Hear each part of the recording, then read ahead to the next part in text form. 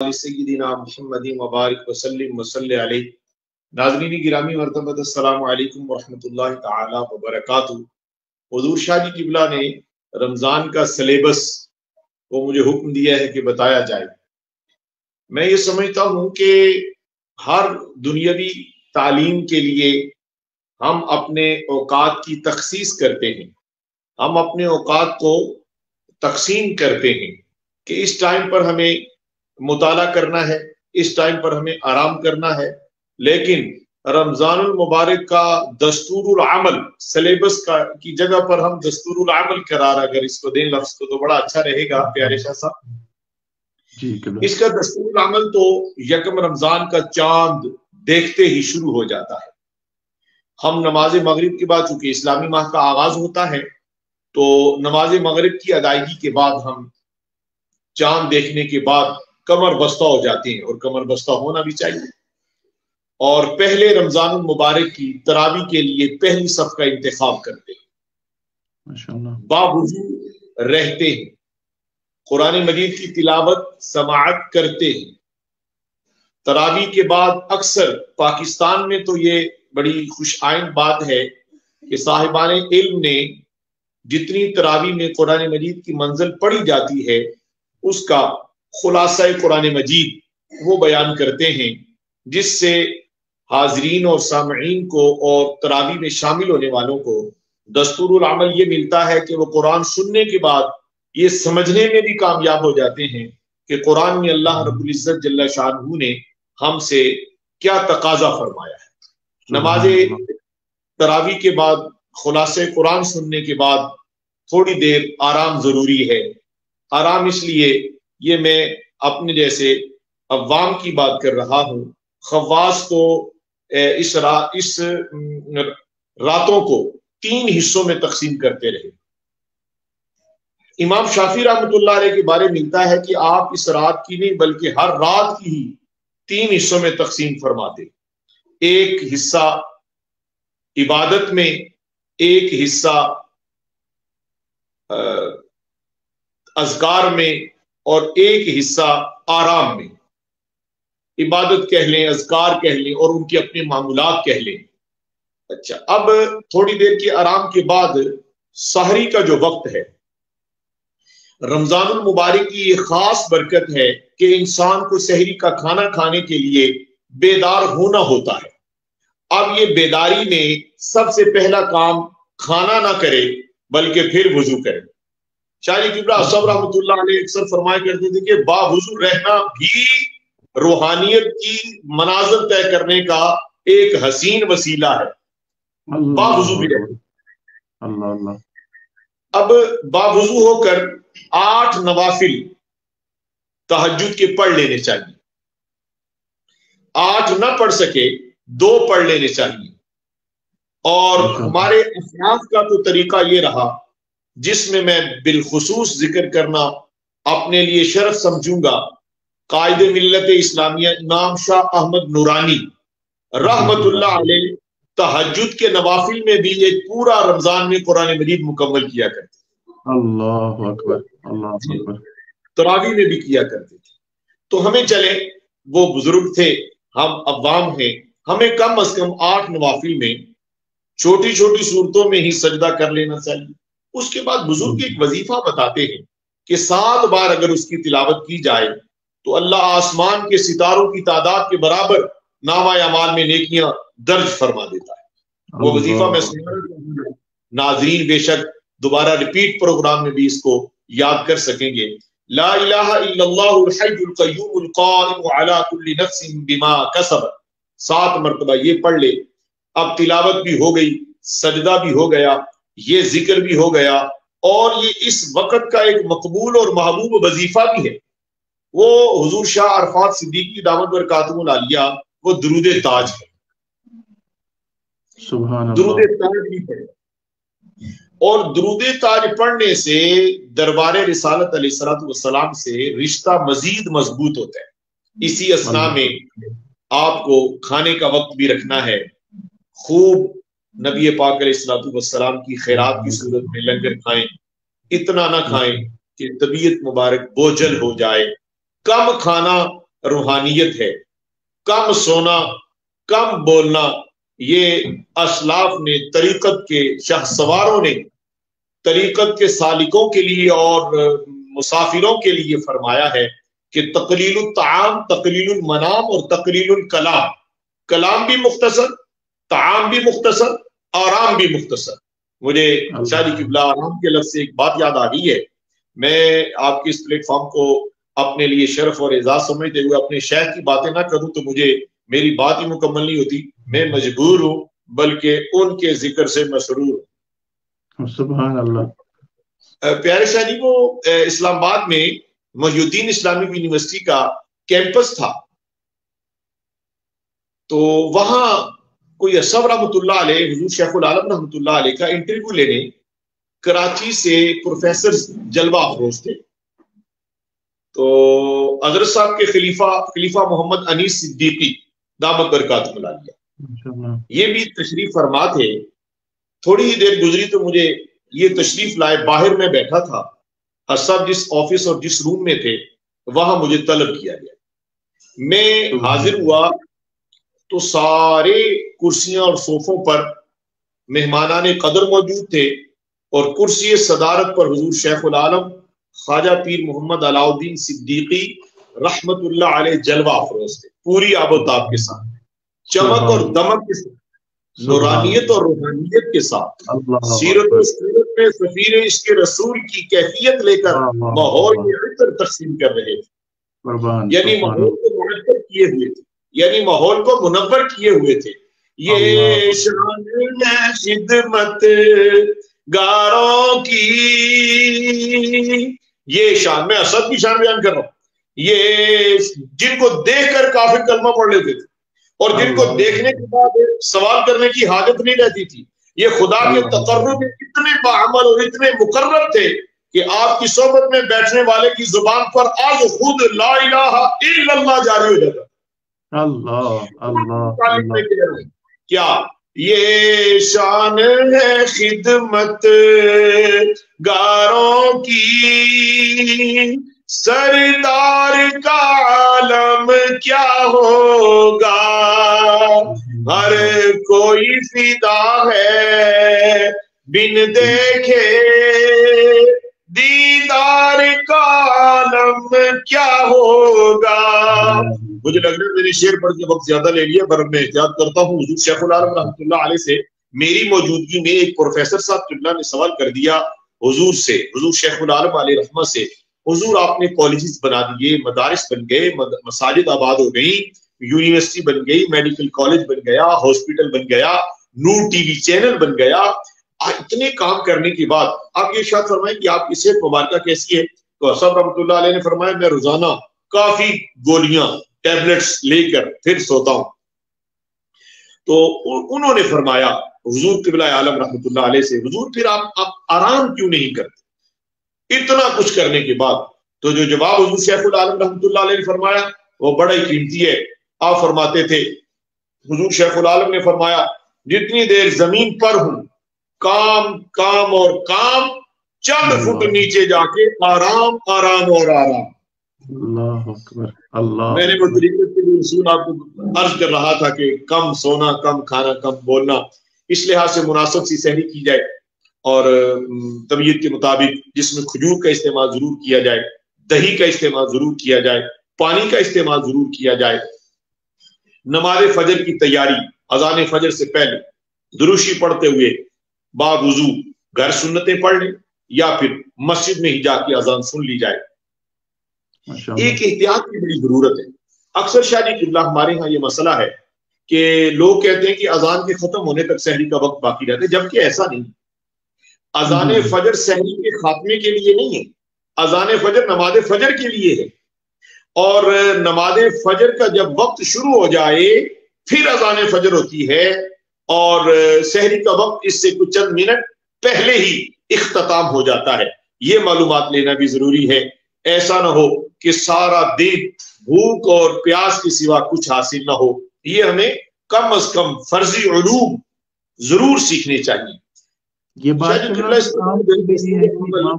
रहमतुल्लाह ताला ने ऐसा फरमाया है یہ ان کے فتوات میں موجود ہیں، یہ چیزیں عام کی گئی ہیں عوام میں کہ مطلب اذان بھی ہوتی رہے تو اور جو ہے تب تک آپ کا وقت ہے، اور اگر کوئی لیٹ ہوا اذان ہو رہی ہو تو وہ کہہ رہے کہ آپ جلدی 2-4 نوالے کھا کے جو ہے نیت کر لیں. تو ایسی ایسی چیزیں منسوخ ہوئی ہیں ان چیزوں کے ساتھ. جی شاہ جی قبلہ، یہ سب جہالت کی باتیں ہیں. سب سے مقدم ہر دور میں شریعت کا پہرا رہا ہے. جس نے رسول اللہ علیہ السلام کی شریعت کو، جس نے امام اعظم ابو حنیفہ رحمۃ اللہ علیہ کی فقہ کو پکڑا ہے، میں یہ کہنے میں حق بجانب ہوں، اس کے پائے استقامت میں کبھی تزلزل نہیں آنے والا. کیونکہ جو فقہی مسائل ہیں امام اعظم ابو حنیفہ علیہ رحمہ نے ہمیں فرمائے ہیں اور قرآن و حدیث سے کشید کر کے ہمیں عطا فرمائے ہیں، ان کے مطابق زندگی بسر کرنے والے عالم بھی سرخرو ہیں اور میرے جیسے عوام بھی سرخرو ہیں. اور جنہوں نے اپنی مرضی کی تعویلیں بنا کر رنگ برنگے مسئلے فتنے کی صورت میں سوشل میڈیا کے ذریعے عوام میں پھیلائے ہیں، وہ مجرم ہیں اور خدا کی بارگاہ میں ان کو جواب دینا ہوگا. شریعت افضل ہے، شریعت مقدم ہے. شریعت کو چھوڑ کر جس نے اپنی مرضی کی ہے وہ راندہ درگاہ کر دیا گیا. بے شک بے شک بے شک. ٹھیک ہے، جیسے ہمارا موضوع تھا کہ ایمان، بہت سارے لوگوں کا سوال تھا کہ ایمان کیا ہے، ہم کس کو ایمان سمجھیں. اور بہت سارے لوگوں کا یہ بھی سوال ہے کہ اب اگر بالفرض کوئی انسان کہتا ہے کہ میں مسلمان ہوں، اور آج کل جو چل رہا ہے کہ دوسرا مسلمان، ایک مسلمان دوسرے مسلمان کو کافر بھی کہتا ہے. اب جس کو کافر کہا جا رہا ہے، اگرچہ وہ جو بھی اس کا عقیدہ ہو، چاہے وہ اہل سنت سے ہو یا اہل سنت سے باہر ہو، تو وہ اپنے آپ کو دیکھنا چاہتا ہے. عوام کی میں بات کر رہا ہوں، خواص کی بات نہیں کر رہا ہوں، علماء کی بات نہیں کر رہا ہوں، عوام کی بات کر رہا ہوں. عوام کہہ رہے ہیں کہ ہمیں کیسے پتا چلے گا کہ ہم ایمان کی حالت میں موجود ہیں یا نہیں. ماشاءاللہ. ایمان ہے، ایمان کی کیا ڈیفینیشن ہوگی؟ جی حضور. اچھا پیارے شاہ جی قبلہ، ایمان تو اللہ کی توحید اور رسول اللہ علیہ السلام کی رسالت پر گواہی دینا ایمان ہے. مل ایمان، ایمان کیا ہے؟ حضور صلی اللہ علیہ وسلم سے پوچھا گیا مل اسلام، اسلام کیا ہے؟ اور حضور علیہ السلام نے تمام ارکان اسلام بتائے. فرمایا اسلام، ایمان کیا ہے؟ فرمایا ایمان یہ ہے کہ تیرا اللہ پر ایسا یقین ہو جائے کہ جو تو کر رہا ہے تیری عبادت اتنی کامل ہو جائے، اور اس کو احسان بھی کہا جائے گا اور اس کو تصوف کی جان بھی کہا جائے گا. وہ کیا ہے کہ انسان کا سر سجدے میں ہو، حجاب اٹھے اور وہ اللہ کا جلوہ دیکھے، اس کی قدرت کا نظارہ کرے. اور اگر یہ نہیں، ان تعبد اللہ کأنک تراہ، فرمایا جو بندگی کی انتہا یہ ہے کہ ایمان والا بندگی کے بعد اللہ کا دیدار کر لے. اور اگر ایسا نہ ہو سکے تو وہ اس کیفیت میں بندگی کرے ایمان والا کہ وہ اللہ اس کو دیکھ رہا ہے، اللہ اس کو دیکھ رہا ہے. اور یہ ایمان کے بعد یہ جو ابھی آپ ذکر کر رہے ہیں کفر کے فتوے، یہ ایک عجیب اجتناب ہے. پہلے اسلاف کے دور میں تحقیق کے بعد بات کی جاتی تھی، اور خال خال مفتی، ہر بندہ مفتی ہونے کے باوجود احتیاط کرتا تھا. حضرت امام شافعی رحمۃ اللہ علیہ سے کسی نے سوال کر دیا تو آپ جواب میں خاموش ہو گئے. تو اس نے کہا حضور میں نے سوال کیا ہے. فرمایا میں یہ سوچ رہا تھا کہ میرا بولنا بہتر ہے یا خاموش رہنا بہتر ہے، تو میرا خاموش رہنا بہتر تھا، اس لیے میں نے خاموشی اختیار کر لی. اللہ اکبر. اور آج فتویٰ دینے میں، کفر کا بالخصوص فتویٰ دینے میں ایک دوڑ لگی ہوئی ہے. ایک مسلک والا دوسرے مسلک پر اعتراض کر رہا ہے. پیارے شاہ جی قبلہ، میں تو اس شیخ رحمت اللہ علیہ کی بات کروں گا جنہوں نے محبت کا ایسا جام تقسیم کیا ہے، جنہوں نے ایمان والوں کی ایمان کی حفاظت کے لیے، جنہوں نے ایمان والوں کے ایمان کی محافظت کے لیے ایسا دستور دیا ہے کہ سب رحمت اللہ علیہ فرمایا کرتے تھے جو کسی مسلمان کو کافر کہے وہ خود کافر ہو جاتا. بے شک. اب مسلمان کون ہے؟ بسم اللہ صلی اللہ علیہ وسلم کلمہ پڑھ لیا، اشہد ان لا الہ الا اللہ واشہد ان محمد عبدہ ورسولہ. اور اس کے بعد آپ کو اس کی زبان سے کلمہ، اب آپ کو کوئی اختیار نہیں کہ آپ کہیں کہ اس نے دل سے پڑھا یا کہ نہیں پڑھا، اس کی زبان پڑھتی ہے جی، اس کا دل نہیں پڑھتا، اس کو ہم نے کبھی مسجد میں نہیں دیکھا۔ حضرات میں ناظرین سے بھی عرض کروں گا کہ آپ ہر کسی کو خود سے بہتر سمجھنا شروع کر دیں۔ میں شاہ جی قبلہ یہ ضرور کہوں گا، ہمارے بڑی بدتمیزی ہے کہ ہم 4 10 15 20 نمازوں کی پابندی کے بعد کسی کو بھی معاف نہیں کرتے، ہمیں تقوی کا بخار ہو جاتا ہے، جبکہ تقوی یہ ہے کہ ہر کسی کے لیے مثبت رائے قائم کرو، اس کی گناہوں والی زندگی کو دیکھ کر بھی اس پر تانا زنی اور اس پر عیب جوئی کی بجائے تنہائی میں اس کے لیے دعا کرو، یا اللہ یہ تیرا بندہ، یہ تیرے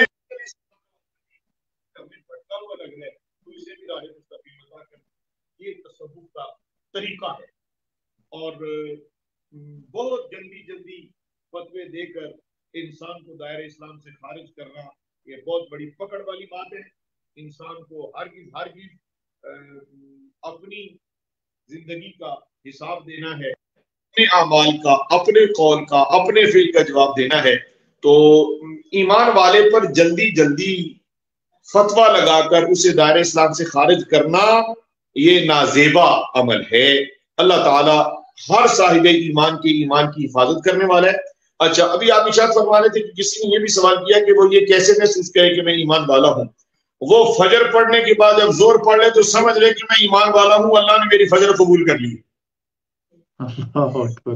عصر پڑھے تو وہ سمجھ لے کہ زور قبول ہو گئی ہے، مغرب پڑھے تو وہ سمجھ لے کہ عصر قبول ہو گئی ہے، وہ عشاء پڑھے تو سمجھ لے کہ مغرب قبول ہو گئی ہے، فجر پڑھے تو سمجھ لے عشاء قبول ہو گئی ہے۔ یعنی ایمان والے کے لیے چاشنی ہے، لذت ہے، حلاوت ہے، کرم ہے، فضل ہے، عاجزی ہے، انکساری ہے، اور اپنی ذات کی نفی ہے۔ اور جس کے پاس ایمان نہیں، اور ایمان کسے کہتے ہیں؟ اللہ اکبر کبیرہ۔ اللہ اکبر۔ اور ایمان کی ایک کیفیت جو حدیث رسول صلی اللہ علیہ وسلم میں بیان کی گئی، میں وہ بھی عرض کرنا چاہتا ہوں شاہ جی قبلہ، کہ ایمان خوف اور امید کی درمیانی کیفیت کا نام ہے۔ الایمان بین الخوف والرجاء، ایمان کی خوف اور امید کی درمیانی کیفیت ہے۔ مثال کے طور پر حضرت ابوبکر صدیق رضی اللہ تعالی عنہ اس کی مکمل تشریح فرماتے ہیں اس حدیث مبارکہ کی۔ آپ فرماتے ہیں کہ اگر اللہ فرمائے کہ جنت میں صرف ایک فرد جائے گا تو مجھے اس کی رحمت پر یہ کامل یقین ہے کہ وہ ابوبکر صدیق ہوگا۔ اللہ اکبر۔ اور فرماتے ہیں کہ اگر اللہ ایک کو دوزخ میں ڈالنا چاہے تو مجھے ڈر ہے اللہ سے، مجھے خشیت ہے کہ کہیں وہ ابو بکر ہی نہ ہو۔ اللہ اسلاف نے ایمان کو یوں سمجھا، ایمان کو یوں اختیار کیا۔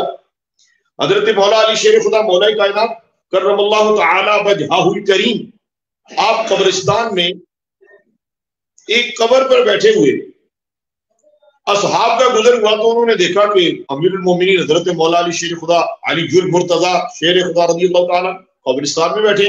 پوچھا یا امیر المومنین یہاں کیوں بیٹھے ہیں؟ فرمایا یہاں میں اس لیے بیٹھا ہوں کہ ان کو دیکھ کے ایک تو آخرت یاد رہتی ہے، دوسرا یہ کسی کی چغلی نہیں کرتے، کسی کی غیبت نہیں کرتے، لہذا میں ان کے پاس بیٹھنا اپنی عافیت سمجھتا ہوں۔ اللہ اکبر۔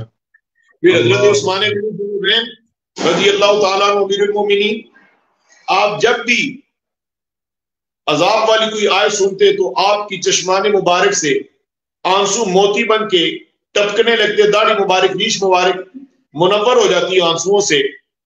یہ ہے ایمان، یہ ہے کمال ایمان۔ قبرستان میں قبر پر کھڑے ہو کے خوب روتے۔ کسی نے پوچھ لیا حضور یا امیر المومنین آپ تو بخشے ہوئے ہیں، آپ تو جنتی ہیں، آپ تو دو نوروں والے ہیں، آپ تو رسالت مآب صلی اللہ علیہ وسلم کی زبان حق ترجمان سے جنت کی بشارت پانے والے ہیں، پھر بھی آپ قبر پر اتنا زیادہ روتے ہیں۔ یہ ہے ایمان اور لذت ایمان۔ کیوں روتے ہیں آپ رضی اللہ عنہ نے فرمایا قبر دنیا کی آخری اور آخرت کی پہلی منزل ہے، جو یہاں کامیاب ہو گیا وہ وہاں بھی کامیاب ہو گیا۔ یہ ہے ایمان۔ اور ایمان کی کیفیت کو تھام لینے کا نام، یعنی اللہ سے خوف بھی ہو اور اللہ کی محبت بھی ہو، خشیت بھی ہو۔ محبت اور یقین اور رحمت یہ ہے کہ یہ یقین ہو کہ میرا رب میری دعائیں سنتا ہے، مایوسی نہ ہو۔ طبیعت اور کیفیت میں کبھی یہ خیال نہ آنے پائے پتہ نہیں میری دعا قبول ہوتی ہے کہ نہیں۔ یہ جو پتہ نہیں والی بات ہے یہ ایمان کے برخلاف ہے۔ ایمان یہ ہے، بخاری اور مسلم شریف میں حدیث شریف ہے، حضور علیہ السلام فرماتے ہیں کہ بندے کا اللہ کے متعلق جیسا گمان ہوتا ہے اللہ اپنے بندے کے متعلق ویسا ہی کرم فرما دیتا ہے۔ اللہ اکبر، اللہ اللہ تو اکبر، یہ یقین ہو جائے کہ میرا اللہ مجھے بخشتا ہے تو وہ ہی تو ہے بخشنے والا، بے وہ شک، ہی تو ہے سننے والا، وہ ہی تو ہے جس نے ہمیں اخلاقیات کا سبق زبان مصطفیٰ پڑھایا ہے۔ اور ایمان کے کمال کو جانے کے لیے راہ طریقت ضروری ہے، شریعت پر عمل کرنے کے لیے راہ طریقت کا سفر طے کرنا ضروری ہے۔ بہت سارے علماء جس طرح ابھی آپ پہلے ارشاد فرما رہے تھے، شاہ جی قبلہ اور پورے ورلڈ پر آپ کے سننے والے ناظرین، ان کو میں ببانگ دوہر کہنا چاہتا ہوں کہ تفرقے سے نکلو، تعصب سے نکلو، امن کی طرف آؤ، محبت پھیلاؤ، پیار تقسیم کرو، عارضی اختیار کرو، مشکل کشا بنو۔ یا پھر کوئی اعتراض نہ کر دے بھائی مشکل کشا تو اللہ کی ذات ہے، اس میں کوئی شک نہیں، لیکن اگر آپ کسی کی مدد کرتے ہو تو آپ بھی اس کے مشکل کشا ہی ہو۔ اللہ اکبر، آپ اللہ کسی کے اکبر، دکھ درد کے درما بن جاؤ، آپ کسی کا درد چن لو، آپ کسی کی پریشانی دور کر دو، آپ کسی غریب کو کھلا دو، آپ کسی ننگے کو پہنا دو، آپ کسی پیاسے کو پلا دو، تو آپ اس کے لیے مشکل کشا نہ ہوئے، گویا آپ کا مشکل کشا ہونے کا درس خدا خود دے رہا ہے۔ اور رسول اللہ علیہ السلام نے فرمایا خیر الناس من ينفع الناس، تم میں سے بہترین ہے ہی وہ جو لوگوں کے لیے بہتر ہے۔ اب لوگوں کے لیے اس کی مشکل کو دور، مشکل کشا کسے کہتے ہیں؟ جو مشکل دور کر دے۔ آپ کسی کہ رمضان میں افسری اور افطاری، اس کے گھر پانی سے وہ افطاری کرتا ہے اور وہ پانی سے ہی سحری رکھتا ہے، اس کے پاس صبح کی روٹی ہے رات کی نہیں، آپ اس کے لیے روٹی کے جب افطاری کا بندوبست کر دیتے ہو تو آپ نے ایمان کے کمال کو بھی پا لیا، آپ نے ایمان کی لذت کو بھی پا لیا، آپ نے ایمان کی چاشنی کو بھی پا لیا، اور اس کے لیے مشکل کشائی کا بندوبست کر کے خدا اور خدا کے محبوب کو بھی پا لیا۔ اللہ اکبر، اللہ اکبر، یہ ہے حضور شاہ قبلہ ایمان۔ اللہ اکبر۔ اچھا قبلہ، اگر کوئی انسان ایسا ہے کہ جس نے ساری زندگی گناہ کیے ہیں، ساری زندگی گناہ کیے، ایک بھی نماز نہ پڑھی ہو، وہ سمجھ لے میری طرح غلطی سے کبھی اس کو ہوگی ہدایت تو پڑھ لی، ادروائز اس نے ساری زندگی نہ نمازیں پڑھی نہ عبادت کی، آپ نے اپنی طرف جو اشارہ کیا ہے یہ ہمیں قبول نہیں ہے کہ میری طرح۔ آپ تو اللہ کے صوفی ہیں، اللہ کے مقرب ہیں، نبی پاک کی آل ہیں اور چمکتے ہوئے ستارے ہیں، ویسے جنرلی آپ مجھے حکم دیں، یہ اشارہ دے کہ میں نہیں اس کو قبول کرتا، معافی چاہتا ہوں۔ جی حضور۔ سوال عرض کر رہا ہوں کہ اب اگر اس کے پاس نام اعمال میں سمجھ لے کوئی نیکی نہیں ہے، کوئی نمازیں نہیں ہے، نہ اس نے کوئی نیکی کی ہے، اور یہ رمضان المبارک تشریف لایا ہے اس کی زندگی میں، اور وہ خود کو بدلنا چاہتا ہے، وہ اللہ کی بارگاہ میں جاتا ہے، گستاخیاں بھی ہوئی ہیں، بے ادبی بھی ہوئی ہیں، جہاں پہ ہم عام زبان لوگ استعمال کرتے ہیں وہاں اللہ اس کے رسول کی بھی بے ادبی اور گستاخی ہو جاتی ہے، وہ اس کا بھی مرتکب ہے، وہ کہہ رہے ہیں کہ یہ بھی مجھ سے سرزد ہوا ہوگا، تو کیا میرے لیے گنجائش ہے، کیا میرے لیے توبہ کا دروازہ کھلا ہے، کیا یہ رمضان میرے لیے باعث رحمت بن کے میں بھی مطلب ان لوگوں میں شامل ہو جاؤں جن کی آخرت میں جنت ٹھکانہ ہے؟ پیارے شاہ صاحب قبلہ، دو باتیں ہیں۔ ساری زندگی کے پاپ کرنے والا شخص، ساری زندگی کی خطاؤں سے معمور، یعنی ہر اعتبار سے نیکی سے معروم آدمی، ماہ رمضان تو ہے ہی گنہگاروں کے لیے۔ اللہ اکبر۔ یعنی جو بھی انسان التوبۃ الندامہ التائب من الذنب کمن لا ذنب له، کما قال علیہ الصلوۃ والسلام، حضور علیہ الصلوۃ والسلام کا فرمان ہے توبہ کرنے والا ایسا ہے جیسا کہ اس نے کبھی کوئی گناہ کیا ہی نہیں ہے۔ اور توبہ اب اگر اس دروازے توبہ بند کرے تو کسی کو اللہ نے اختیار نہیں دیا، کیونکہ اللہ نے اپنا رحمت کا باب کبھی بند ہی نہیں کیا۔ مجھے ایک بڑی خوبصورت تصوف کی بات یاد آئی۔ حضرت خواجہ حسن بصری رحمۃ اللہ علیہ، آپ نے ایک مرتبہ اعلان کیا، لوگوں، دوستوں، आओ अल्लाह से मांगो, अल्लाह की रहमत का दरवाजा खुला है।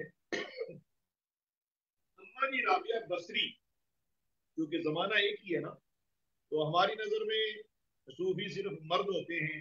हकीकत में ये है सीना नबी पाक की मोहब्बत का गंजीना बन जाए, जिसे अल्लाह अपना बना ले, जो तौबा के बाद खुदा का दोस्त बन जाए, वो मर्द हो या कि औरत, अल्लाह का मुकर्रब बंदा ही इंदल्लाह अजर अजीम और इंदल्लाह मकामे कुर्ब रखता है, मकामे विलायत रखता है। दौर एक है। हजरत ख्वाजा हसन बसरी रहमतुल्लाह अलैह ने फरमाया, लोगों आओ अल्लाह से मांगो, रहमत का दरवाजा खुला है। तो अम्मा जी राबिया बसरी रहमतुल्लाह अलैह ने फरमाया, ख्वाजा साहब से जाके पूछो कि ये जो कह रहा है कि अल्लाह की रहमत का दरवाजा, ये बंद किस लिए होता है? ये बंद कब होता है जो खुला है? गोया आपने बताना ये चाहा कि अल्लाह की रहमत का दरवाजा तो हमा वक्त खुला हुआ है। यहाँ पर फरमाया कि अल्लाह और अल्लाह के रसूल की गुस्ताखियां भी करता रहा हो। याद रहे, अल्लाह की गुस्ताखी नहीं होती, अल्लाह की नाफरमानी है। नाफरमान के लिए तौबा का दरवाजा खुला है। रसूल आजम सल्लल्लाहु अलैहि वसल्लम की किसी ने अगर गुस्ताखी की है तो वो तो कुरान मजीद ने फरमा दिया है, अंतहबता अमालुकुम व अंतुम ला तशऊरून। रसूलुल्लाह अलैहि वसल्लम की आदाब, रसूलुल्लाह सल्लल्लाहु अलैहि वसल्लम की इज्जत व अजमत व तौकीर को, ये तो कुरान ने भी आदाब रिसालत सिखाए हैं। तो मैं यहाँ ये कहूंगा कि इंसान भूल जाता है और निस्यान का शिकार हो जाता है, गफलत का शिकार हो जाता है। शैतान उसे अपने शिकंजे में लेकर उससे बद आमालियां करवाता है, यानी उसे रहमान से दूर करने की सारी तदबीरें इख्तियार करता है। और जैसा कैसा भी है, अल्लाह की रहमत की चौखट पर आ जाए। मैं तो ये अर्ज करना चाहूंगा और नहरी शरीफ का इसको फैजान समझा जाए कि अल्लाह के दरबार जो आ गया, दिल उसका पसीज गया, आंखों से आंसू बह निकले, अल्लाह रब्बुल आलमीन ने उसे सिर्फ माफ ही नहीं किया, बल्कि कुरान मजीद फुरकान रशीद की इस आयत का सहारा लेकर मैं इस बात को और वजाहत के साथ अर्ज करना चाहूंगा। हुजूर जी, प्यारे शाह जी किबला, कुरान मजीद फुरकान रशीद में अल्लाह रब्बुल आलमीन जल्ल जलालुहु ने इरशाद फरमाया, वलौ अन्नहुम ज़लमू अनफुसहुम जाऊका फस्तगफिरुल्लाह वस्तगफर लहुमुर रसूल लवजदुल्लाह तव्वाबर रहीमा। अगर तुम में से कोई अपनी जान पर जुल्म कर बैठे, गुनाह कर बैठे, अल्लाह की नाफरमानी कर बैठे, खता कर बैठे, भूल जाए, उसे चाहिए कि वो दरे रसूल सल्लल्लाहु अलैहि वसल्लम पर हाजिर हो जाए। अल्लाह अकबर। वहां हाजिर होने के बाद इस्तिगफार करे और फिर रसूलुल्लाह अलैहि सलाम उसके लिए बख्शिश तलब करे। तो फरमाया अल्लाह वजदुल्लाह, वो पाएगा अल्लाह को तव्वाबा, तौबा कबूल करने वाला, तव्वाबर रहीमा। और यहाँ तौबा तलब करने वाले को जब तौबा की कबूलियत मिल रही है, साथ इनाम की सूरत में अल्लाह की रहमत भी मिल रही है। अल्लाह अकबर। यानी वसीला देकर कोई भी शख्स कभी भी, कोई भी मर्द कभी भी, कोई भी औरत कभी भी, कोई भी सूफी कभी भी, कोई भी आलिम कभी भी, कोई भी पीर कभी भी, कोई भी पीर का बेटा कभी भी, कोई भी पीर का खलीफा कभी भी, यानी कोई भी रुए जमीन पर ईमान वाला अपने रब की रहमत को समेटना चाहे, बस वो दिल से तौबा करके अल्लाह के दरवाजे करम पर आ जाए तो अल्लाह की रहमत उसको ढांप लेती है, उसको अपनी रहमत की आगोश में अल्लाह ले लेता है। तौबा बड़ी नेमत है। ईमान की बका के लिए तकवा इख्तियार करना जरूरी है और तकवे की हिफाजत के लिए सालिहीन की संगत आजाद जरूरी है। सुभान अल्लाह, जी सुभान अल्लाह। किबला, रमजान मुबारक किन किन चीजों का हमें ख्याल रखना चाहिए कि जिससे मतलब आम दिनों में जो रमजान करीम से जो बाकी दिन होते हैं, जहां हम झूठ भी बोलते हैं, चाहे शायद किसी की गीबत भी कर लेते हैं, या बहुत सारी ऐसी चीजें हैं जो रूटीन में हमारी चल रही होती है, जो अब हमारी आदत बन चुकी होती है और हमें उस चीज का एहसास भी नहीं होता। लेकिन रमजान करीम जब आता है तो हमें पता चलता है कि जैसे जब हम छोटे थे तो हमें कहा जाता अगर झूठ बोलोगे तो रोजा टूट जाएगा। अब जबकि उलमा की इस पे तहकीक आई है कि रोजा तो नहीं जाता, अब वो गुंजाइश पैदा हो रही है, अगर मैं झूठ बोल भी लूं तो रोजा तो नहीं जाएगा, तो चलो बोल लेता हूँ। वैसे भी अब ये जिस बंदे से मेरी डील हो रही है, गुफ्तगू होती है, वो बंदे अचानक से क्यों बदल गया। तो अब इस इंसान को अगर ये चीज रमजान करीम में ये चीज जो आदतें अपनी गलत खुद नजर आने शुरू हो जाती हैं, تو یہ ان پر عمل کرنے کے بجائے مطلب اس کو کیا کرنا چاہیے؟ اس کو اپنی روٹین میں اس کو ٹھیک کرنا چاہیے، یا بس رمضان الکریم کی حد تک اس کو رکھنا چاہیے اپنے ساتھ؟ ابھی کس طرح سے لے کے چلے تاکہ اس کی اگلی زندگی آنے والے رمضان کے بعد کے مہینے بھی رمضان جیسے ہی گزرے؟ سبحان اللہ۔ جی شاہ جی قبلہ اس کے حوالہ سے یہ ہے کہ ایک ہے عوام کا روزہ ہے، ایک خواص کا روزہ ہے، اور ایک ہے اخص الخواص کا روزہ۔ عوام کا روزہ یہ ہے کہ یہ سحری سے لے کے افطاری تک نہ کھائیں گے، نہ پیئیں گے، نہ جماع کی طرف جائیں گے، تو یہ ہے عوام کا روزہ۔ خواص کا روزہ یہ ہے، اہل طریقت یہ فرماتے ہیں روزہ صرف یہ نہیں کہ آپ نے کوئی چیز کھائی نہیں، کوئی پی نہیں اور جماع نہیں کیا، مباشرت نہیں کی تو آپ روزے دار ہیں۔ ان کی نظر میں یہ تو ابتدا ہے، اور اس کے اگلا سفر وہ یہ کہتے ہیں کہ انسان کی نگاہ کا بھی روزہ ہونا چاہیے، اس کے کان کا بھی روزہ ہونا چاہیے، اس کی زبان کا بھی روزہ ہونا چاہیے، اس کے ہاتھ کا بھی روزہ ہونا چاہیے، اس کے قدم کا بھی روزہ ہونا چاہیے، اس کے تخیل کا بھی روزہ ہونا چاہیے۔ وہ کیا؟ آنکھ کا روزہ کیا ہے کہ رمضان سے غیر رمضان دیگر ایام میں اس سے بد نگاہی ہو جاتی تھی، اب رمضان آ گیا ہے تو یہ کہے کہ یا اللہ میں اس رحمت والے مہینے میں، مغفرت والے مہینے میں، جہنم سے آزادی والے مہینے میں تجھ سے اپنی نگاہ کی حفاظت کا بھی طلبگار ہوں۔ میں اپنی زبان سے جھوٹ بول لیتا تھا، روزہ ٹوٹے نہ ٹوٹے، روزہ نہیں ٹوٹتا ٹھیک، مگر روزے کی چاشنی اور روزے کی برکت اور روزے کی بہار اور خدا لم یزل کے دیدار کے لیے انسان کی زبان کا بھی روزہ ہونا ضروری ہے۔ یعنی یہ جھوٹ نہیں بولے، چغلی نہیں کرے، غیبت نہیں کرے، بے ادبی نہیں کرے، نافرمانی نہیں کرے۔ کان کا بھی روزہ ہے، جس طرح کان کا روزہ ہے۔ حضرت شیخ سعدی رحمۃ اللہ علیہ فرماتے ہیں کہ آپ لکھتے ہیں کہ ایک مرتبہ ایک شخص نے دوسرے آدمی سے کہا بھائی فلاں آدمی تیرے بارے یہ کہتا تھا برا بھلا، تو آپ نے فرمایا وہ نہیں کہتا تھا، تو کہتا ہے۔ اگر تو میرے سامنے اس کا کہنا کہہ رہا ہے تو اس کے سامنے جا کے میرا بھی کہے گا، لہذا اس نے نہیں، فساد اور دنگا تو کر رہا ہے۔ اللہ یعنی سننا یہ بھی کان کی لذت ہے۔ اچھا ہاں بتاؤ بھائی، جی اچھا ہاں ہاں واقعی وہ تو ایسے ہی تھا، ہاں ہاں، اس کی چغلی اور چغلی سننے کی لذت کان کو دینا، اور پھر کہنا میرا روزہ ہے۔ ہم یہاں پھر مفتی نہیں بنیں گے، فتویٰ نہیں دیں گے کہ روزہ ٹوٹے گا، مگر روزے کا کمال یہ ہے کہ کانوں سے کسی کی چغلی اور غیبت کو سننا بھی نہیں ہے، اللہ قدم بھی برائی کی طرف نہ جائیں۔ بازار سے گزر رہے ہیں، غیر محرم عورت پر نظر کا نہ پڑنا۔ ہاں، اس کے علاوہ روزے کا کمال یہ بھی ہے، اگر کسی جگہ جھگڑا ہو جائے تو رسول مجتبی صلی اللہ علیہ وسلم کا فرمان ہے کہ جھگڑنا نہیں، جو جھگڑنے لگے اسے کہو ٹھہرو بھائی میرا روزہ ہے، میں نہیں جھگڑنا چاہتا۔ پتا چلا کہ یہ ایک مہینہ ہمیں باقی زندگی گزارنے کے ڈھب، طریقے، اصول اور دستور دینے آیا ہے۔ اپنے آپ کو شاہ کی بلا جس میں بدلنا ہے تو یہ مہینہ شیطان سے محفوظ رہنے کا ہے۔ شیطان اپنی چالیں چھوڑ جاتا ہے، مگر یاد رہے جس نے خدا کے دامن کرم کو تھام لیا ہے، شیطان سے پناہ مانگی ہے، اللہ اسے شیطان سے پناہ دے کر اسے ایسا رمضان گزارنا نصیب کرتا ہے کہ آخری رمضان بخشے ہوئے میں بھی اللہ اس کا نام بھی شامل فرما دیتا۔ اللہ اکبر کبیرہ۔ قبلہ اب کچھ آخری 5-10 منٹ ہیں تو میں سوالات لیتا ہوں۔ کسی ساتھی نے سوال بھیجا ہے کہ کیا ہم تراویح کی نماز گھر پہ پڑھ سکتے ہیں اگر کوئی عذر ہے، صحت ٹھیک نہیں ہے لیکن تراویح بھی نہیں چھوڑنا چاہتے، تو کیا گھر پہ تراویح پڑھ سکتے ہیں؟ جی ہاں، اگر کوئی بامر مجبوری تو اجازت دی گئی ہے کہ اگر وہ عذر ہے، چل نہیں سکتا، کوئی تکلیف ایسی ہے جو مسجد میں جانے تک اس کے لیے تکلیف بڑھ سکتی ہے، تو وہ گھر میں تراویح قرآن مجید کے ساتھ پڑھ سکتا ہے۔ ساتھ میں یہ بھی سوال آیا ہے کہ ہم 2-2 کر کے تراویح کی رکعتیں ادا کرتے ہیں، تو کیا اگر ہم 4-4 کر کے پڑھیں تو کیا ہو سکتی ہیں؟ افضل طریقہ 2 پڑھنا ہی ہے، 4 بھی ہو سکتی ہے۔ اور خواتین کا پیچھے مطلب گھر پہ اگر وہ جماعت کرا رہا ہے، ان کے گھر کی خواتین ان کے پیچھے کھڑی ہو کے تراویح پڑھ رہی ہیں، تو کیا یہ جائز ہے؟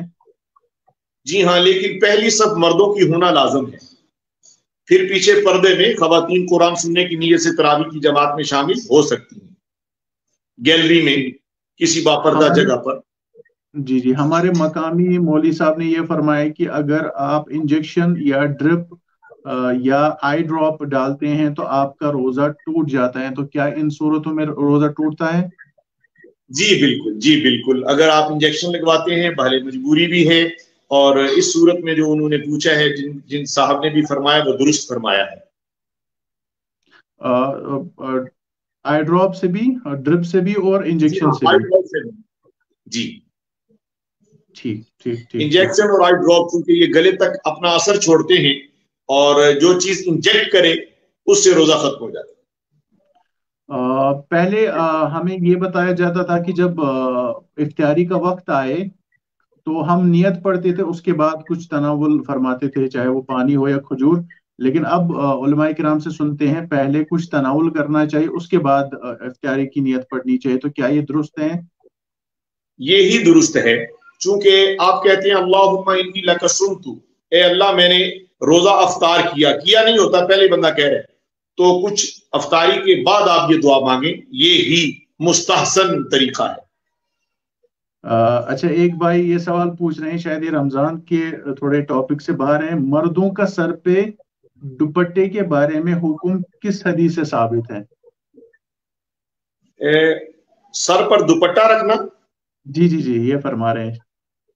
نہیں، کوئی بھی کسی مرد نے بھی کبھی سر پر دوپٹہ نہیں ہے، اور اگر یہ چادر ہے تو یہ مصطفیٰ جان رحمت علیہ السلام کی سنت ہے، دوپٹہ اور چیز ہے، چادر کمبلی اوڑھنا یہ مصطفیٰ جان رحمت کی سنت ہے، دوپٹہ خواتین کے لیے ہے کہ پریشان نہ ہو۔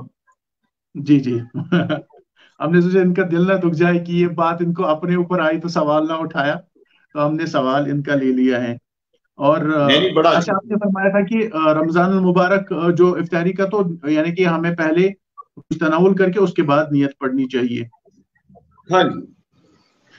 تراویح میں 2 رکعتوں کے بعد اور 4 رکعتوں کے بعد جب ہم بیٹھتے ہیں اور تراویح کی دعا پڑھتے ہیں، اگر کسی کو یاد نہ ہو تو کیا ہم لا الہ الا اللہ یا کوئی اور کلمات پڑھ سکتے ہیں؟ کوئی بھی تسبیحی جملہ یعنی تسبیح کرنی چاہیے، تسبیح تراویح اگر یاد نہ ہو تو اللہ کا کوئی بھی ذکر وہ جاری رکھنا، لا الہ الا اللہ پڑھ لے تو جو ہے کہ پڑھ سکتے ہیں۔ جی جناب۔ اور کن کن چیزوں کا خیال رکھنا چاہیے جن سے روزہ اکثر لوگوں کا ٹوٹتا اور انہیں پتہ نہیں ہوتا؟ اس کے لیے بالکل جو واضح بات ہے شریعت میں وہ یہی ہے کہ اس کو خیال نہیں آیا، وہ اس کو منہ بھر کے آئی ہے اور کچھ ذرات اندر چلے گئے تو روزہ اس کو ٹوٹ جاتا ہے، اور اسی طرح کچھ کھانے پینے سے، لیکن بھول کر کھانے پینے سے روزہ نہیں ٹوٹتا۔ اگر بھول کر کسی نے کچھ کھا پی لیا ہے تو مصطفیٰ جان رحمت کی رحمت تو دیکھیں، حضور نے فرمایا وہ تصور کرے کہ اللہ نے مجھے کھلایا، اللہ نے مجھے پلایا۔ سبحان اللہ، سبحان اللہ، سبحان اللہ۔ بس یہ کچھ سوالات تھے، تو میں چاہتا ہوں کہ آپ آخر میں جو ہے کہ رمضان الکریم کا ایک اور ہمارا جو ہے نا کہ سلسلہ تھا، مجھے لگتا ہے وقت شاید گنجائش نہیں دے رہا ہے، یا افطاری کا وقت بڑا قریب ہے، تو وہ شاید آج ہم اسی کے ساتھ اختتام کرتے ہیں، اور کل انشاءاللہ تعالی دوبارہ آپ کو تکلیف دیں گے کہ آپ مزید رہنمائی اور جو ہے کہ رہبری فرمائے۔ اللہ کریم آپ کا سایہ تادیر ہماری سروں پر سلامت رکھے، اور آپ کا یہ نورانی چہرہ اور حضور شیخ العالم کے نور سے اور منور ہوتا رہے، آپ کا سینہ اور ان کے نور سے منور ہوتا رہے، اور اسی طرح آپ جو ہے کہ فیضان صدیقی عام کرتے رہے۔ اور انشاءاللہ تعالیٰ میری خواہش ہے کہ رمضان المبارک میں ایک دن ایسا رکھتے ہیں جس میں ہم حضور شیخ العالم کی ہی فقط گفتگو کریں، تاکہ دل کو آرام آئے، دل کو سکون آئے۔ آپ بزرگوں سے سنیں گے، اور ہمیں اللہ ان کلمات سے مجھ جیسے گناہ گاروں کو ہدایت عطا فرمائے۔ دعا کی گھڑی ہے، دعا فرمائے، ناظرین کے لیے بھی، میرے لیے بھی۔ استغفر اللہ العظیم۔ آپ دعا فرمائیں نا، آپ فرمائے دعا۔ بسم اللہ۔ اللہم صلی علی سیدنا محمد وعلی آل سیدنا محمد مبارک وسلم وصلی علیہ۔ اے خالق و مالک اللہ، ہماری اس محفل ذکر و درود کو اپنی بارگاہ میں قبول فرما، غلامان صدیق اکبر انٹرنیشنل کی اس پلیٹ فارم سے حضور قبلہ شاہ عرفات نقشبندی مجددی صدیقی دعوت برکاتہم العالیہ تیرے محبوب صلی اللہ علیہ وآلہ وسلم کے دین متین کی ترویج و اشاعت میں اور فروغ عشق رسول کے لیے، فروغ درود السلام کے لیے ہمتن کوشاں ہیں۔ اللہ ان کی تمام مساعی جمیلہ کو قبول کر کے ناظرین اور ہم سب کو پچھلے گناہوں سے بخشش عطا فرما۔ اللہ ہمارے گناہ معاف فرما۔ اے پاک پروردگار ہمیں رحمتوں سے حصہ عطا فرما۔ رسول پاک صلی اللہ علیہ وسلم کی سچی محبت، اطاعت اور سنتوں پر عمل کرنا نصیب فرما۔ درود السلام کی کثرت کی توفیق عطا فرما۔ یا اللہ ماہ رمضان میں تو نے بخشش کا عام اعلان کر رکھا ہے۔